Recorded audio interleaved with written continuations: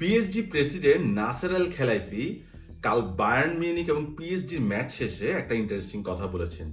Luis Enrique ফুটবলে একটি বিপ্লব ঘটিয়ে ফেলছেন। লুইস এনরিকে আসলেই কি গত কয়েক বছরে তো বটেই, গত এক দশকে সেরা ফুটবল ট্যাকটিশিয়ান? না হলে তিনি কিক অফ বা গোল কিকের সময় যে কাজটা করে তার দল, সেটা আসলে ব্যাখ্যা কি? এমন অদ্ভুত কাজ আপনারা কি আগে কখনো দেখেছেন? নাকি পুরোটাই আসলে ফ্লুক? এবং এনরিকের ভাগ্য ভালো যে তার দল কালকে রেফারির বদৌলতে জয় নিয়ে, মানে 2 লেগ মিলে জয় নিয়ে মাঠ ছাড়তে পেরেছে।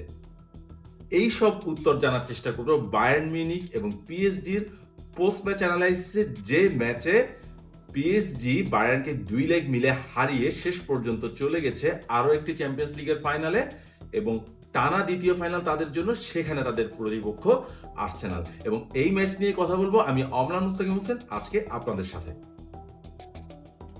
রেফারিং নিয়ে যেহেতু কথা হচ্ছিল, সেখানে একটু আগে আসা যাক। কালকের ম্যাচের প্রথমার্ধে যে ঘটনাটি হয়েছে সেটা ম্যাচ যারা দেখেছেন তাদের মনে থাকার কথা। পিএসজির বক্সে ক্লিয়ার করতে গিয়ে তাদেরই একজন বলটা যখন ক্লিয়ার করতে যান, সেটা জোয়াও নেভেসের হাতে লাগে। জোয়াও নেভেসের হাত এক্সটেন্ডেড ছিল, কিন্তু বায়ার্ন মিউনিখের প্রতিবাদের পরেও পেনাল্টির বাঁশি বাজাননি পর্তুগিজ রেফারি। সেটা নিয়ে বায়ার্ন মিউনিখ তুমুল ক্ষোভ জানিয়েছে। ম্যাচ শেষে বায়ার্নের সিও বলেছেন, মাত্র 15টি চ্যাম্পিয়ন্স লিগের ম্যাচ কন্ডাক্ট করা একজন রেফারিকে কেন এমন একটি ম্যাচের দায়িত্ব দেওয়া হলো? কিন্তু রেফারি কি আসলেই ভুল সিদ্ধান্ত নিয়েছেন? হ্যাঁ, আপাত দৃষ্টিতে মনে হবে তিনি ভুল সিদ্ধান্ত নিয়েছেন, কারণ জোয়াও নেভেসের হাত এক্সটেন্ডেড ছিল, এবং আমরা জানি বক্সের ভেতরে যদি এক্সটেন্ডেড হাত থাকে তখন তার পেনাল্টিটা আসলে সেই দলের পক্ষে যেতে পারে। সেক্ষেত্রে বায়ার্ন মিউনিখ নিজেদেরকে কিছুটা আনলাকি কনসিডার করতে পারে। কিন্তু ফুটবলের আইনে যেটা লেখা আছে সেটা হচ্ছে, একই দলের কারো শট যদি সেই দলেরই কারো হাতে লাগে, সেটা আসলে পেনাল্টি হবে না, যদিও সেই হাত এক্সটেন্ডেড থাকে, আনলেস সেটা ক্লিয়ার কোনো গোল স্কোরিং অপরচুনিটি ছিল। কিন্তু সেক্ষেত্রে জোয়াও নেভেসের সেই কাজটার সময় আসলে ক্লিয়ার গোল স্কোরিং অপরচুনিটি ছিল না, বরং বলটা বাইরে চলে যাচ্ছিল। হ্যাঁ, নেভেস যেভাবে হাতটা উঠিয়েছিলেন সেটা অবশ্যই পেনাল্টির মতোই হয়তো একটা সিদ্ধান্ত, কিন্তু ফুটবলের আইনে রেফারি কিন্তু ঠিক ছিলেন। তিনি জেনে হোক না জেনে হোক তিনি ঠিক কাজটি করেছেন, এবং বায়ার্ন মিউনিখ যতই প্রতিবাদ করুন না কেন সেটা নিয়ে আসলে খুব বেশি বলার কিছু নেই। বরং আরেকটি সিদ্ধান্ত নিয়ে তারা তর্ক করতে পারে, যখন নুনো মেন্ডেস একটা হলুদ কার্ড দেখার পরও তিনি আর একটা ফাউল করার মতো একটা অবস্থা করেছিলেন, যেখানে উল্টো রেফারি মেন্ডেসের পক্ষে ফাউল না দিয়ে উল্টো আরো বায়ার্ন মিউনিখের এগেনস্টে সেই ফাউলটি দেন। এবং সেই ফাউলটি যদি দিতেন, হয়তো সেকেন্ড ইয়েলো কার্ড মেন্ডেস দেখলেও দেখতে পারতেন, 10 জনের দলে পরিণত হলে ম্যাচের গল্পটা অন্যরকম হতে পারতো। সেটা নিয়েও বায়ার্নের একটা ক্ষোভ আছে। ভিনসেন্ট কম্পানিও ম্যাচ শেষে সেই ক্ষোভটি জানিয়েছেন। বায়ার্নের সিও তো বলেছেনই, বায়ার্ন নিজেদেরকে আনলাকি কনসিডার করলেও করতে পারে, তবে সবকিছু মিলে আসলে কি বায়ার্ন আনলাকি ছিল? পিএসজির কোচ লুইস এনরিকে তার যে ট্যাকটিক্যাল পজিশনে, যার ট্যাকটিক্যাল থিমে দল সাজিয়েছেন, সেটা আসলে কতটা ভালো ছিল। আমরা ম্যাচের আগে প্রি ম্যাচ অ্যানালাইসিসে বলছিলাম এনরিকে তার ক্লাসটা দেখাবেন, এই ম্যাচে ড্র হতে পারে, এবং শেষ পর্যন্ত সেই ড্রটাই হয়েছে। আমি হয়তো বলেছিলাম 2-2 গোলে একটা ড্র হওয়ার চান্স আছে, কিন্তু 1-1 গোলে ড্র হয়েছে, এবং লাস্ট মোমেন্টে হ্যারি কেইনের গোলটা যদি না হতো তাহলে কিন্তু বায়ার্নকে হার নিয়ে মাঠ ছাড়তে হতো।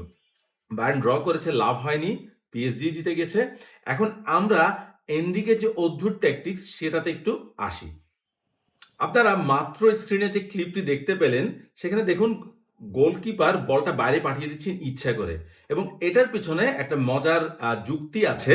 আপনারা এখন স্ক্রিনে দেখতে পাচ্ছেন যে গোলকিপার যখন বলটা বার করে দিচ্ছিলেন মাঠের বাইরে থেকে, সেখানে আসলে সেটা মাইকেল অলিসের সাইডে, এবং আমরা দেখেছি কালকে মাইকেল অলিস খুব বেশি আসলে ডিফারেন্স মেক করতে পারেনি। এই কাজটা করার অর্থ, যখন বলটা মাঠের বাইরে চলে যায় তখন পিএসজির যে ডিফেন্ডার বা মিডফিল্ডার যারা, তারা সবাই আসলে এই সাইডে সরে আসেন।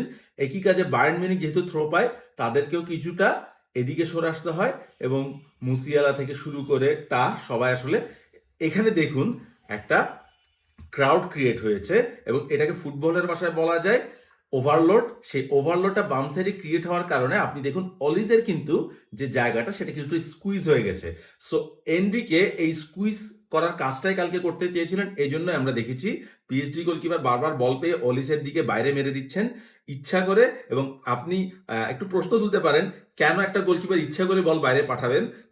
এই কাজটা আসলে অলিসকে ঠেকানোর জন্য। এবং পুরো ম্যাচে আমরা দেখেছি অলিস সেই অর্থে খুব বেশি ক্লিয়ার কাট অপরচুনিটি পাননি।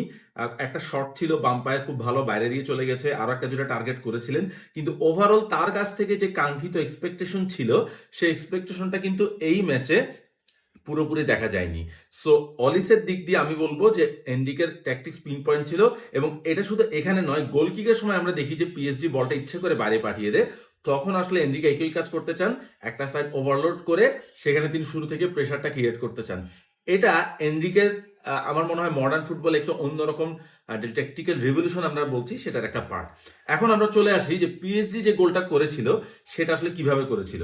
সো আমরা শুরুতে যখন দেখতে পাই যে কাভার্টস্কেলি, আমরা যেটা বলছিলাম এই ম্যাচের সবচেয়ে বড় যদি পিএসজির কোনো অ্যাডভার্টাইজমেন্ট থাকে সেটা হচ্ছেন তিনি।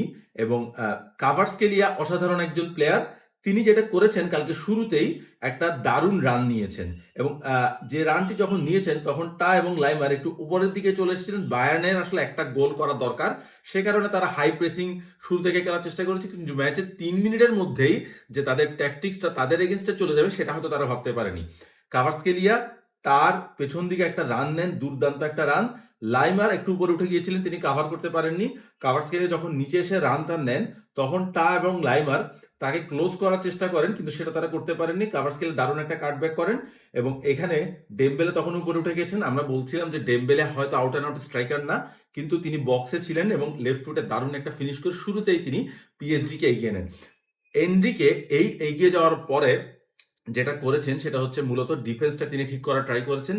পিএসজি কে আগের লেগের মতো ফ্রি ফ্লোয়িং ফুটবল সেভাবে খেলতে দেখা যায় না। হ্যাঁ, ক্লিয়ার কাট অপরচুনিটি তাদের হয়তো বেশি ছিল। নয়ার কিছু দারুণ সেভ করেছেন। নেভেসের যে ফার্স্ট হাফে সেভটা সেটা তো গোল হয়ে গিয়েছিল অলমোস্ট, অবিশ্বাস্যভাবে নয়ার সেভ করে বাঁচিয়ে দিয়েছেন। কিন্তু বায়ার্ন চেষ্টা করে গেছে, কিন্তু শেষ পর্যন্ত হ্যারি কেইনের গোলটা একদম লাস্ট মোমেন্টে গোলের আগে তারা কিন্তু সেভাবে পারেনি। আমরা যদি ফার্স্ট হাফের বায়ার্নের খেলার প্যাটার্নটা একটু খেয়াল করি তাহলে দেখতে পাবো কেইন বারবার তিনি আসলে মুসিয়ালা উপরে চলে গেছেন, পাভলোভিচ একটু নিচে নেমেছিলেন, কেইন উপরের দিক থেকে নিচে নেমে আমরা যেটা বলছিলাম প্রি ম্যাচ অ্যানালাইসিসে যে তিনি লিঙ্ক আপ প্লে করা ট্রাই করেছেন, বারবার তিনি মুসিয়ালাকে পাস দিচ্ছিলেন, এদিকে ডিয়াসকে তিনি খেলানোর ট্রাই করছিলেন, এদিকে অলিসকে খেলানোর ট্রাই করছিলেন। আমার কাছে মনে হয়েছে কেইনের খেলাটা একদম পারফেক্ট ছিল, তার জন্য বায়ার্ন খেলতে পেরেছে। কিন্তু ডিয়াস বা অলিস সেই জায়গাটি পাননি। তাকে পিএসজির যে দুই রাইট ব্যাক আমরা কালকে মেন্ডেস বা জায়ের এমেরিকে দেখেছি, তারা মোটামুটি আমার কাছে মনে হয় ভালোই করেছেন, যদিও তাদেরকে নিয়ে আমি কিছুটা ডাউটে ছিলাম। কিন্তু শেষ পর্যন্ত জায়েরে এমেরি বা মেন্ডেস সেই কাজটা খুব ভালো করেছেন। সো অলিসকে তারা খুব বেশি স্পেস দেয়নি, ডিয়াসকেও একই রকম।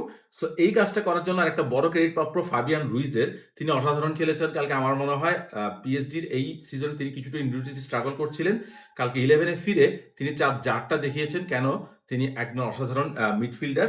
সো পিএসজি দেখিয়েছে তারা আসলে গোল শুধু করতেই পারে না, তারা গোল ডিফেন্স করার কাজটা করে। এবং তাদের হয়তো কালকে ম্যান অফ দ্য ম্যাচ ছিলেন উইলিয়াম পাচো, যিনি অসাধারণ কিছু সেভ ক্লিয়ার করেছেন এবং পুরো দলকে ডিফেন্সে তিনি ইন্ডিকেট করার কাজটা করেছিলেন।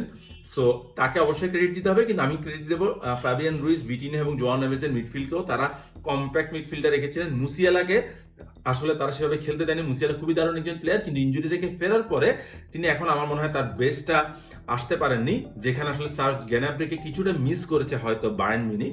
সো আমি বায়ার্নকে খুব বেশি দোষ দেব না, তারা তাদের বেস্টটা ট্রাই করেছে। ভিনসেন্ট কোম্পানি ভালো একজন কোচ, তিনি চেষ্টা করেছেন, কিন্তু সেক্ষেত্রে তাদের যে সুযোগগুলো আসলে ক্লিয়ার কাট অপরচুনিটি সেগুলো হয়তো তারা সেভাবে পাননি। ফার্স্ট হাফে আমরা দেখেছি অনেকটা সময় তারা গোলে কোনো শটই নিতে পারেনি। মুসিয়ালার একটা শট অন অ্যাটেম্প ছিল, সেটাও ফার্স্ট হাফের মাঝামাঝিরও বেশ কিছুটা সময় পরে সেটাও ঠেকিয়ে দিয়েছেন পিএসজি কিপার। কিন্তু সেক্ষেত্রে সেকেন্ড হাফেও তারা সেভাবে আসলে গোল করতে পারেনি। একদম লাস্টে গিয়ে হ্যারি কেইন যে গোলটি করেছেন সেটা তখন আসলে অনেকটা দেরি হয়ে গেছে। সো ওভারঅল যদি আমি বলি যে পিএসজি এবং বায়ার্ন মিউনিখের ম্যাচে এনরিকে শেষ পর্যন্ত ট্যাকটিক্যাল ব্যাটলটা জিতেছেন।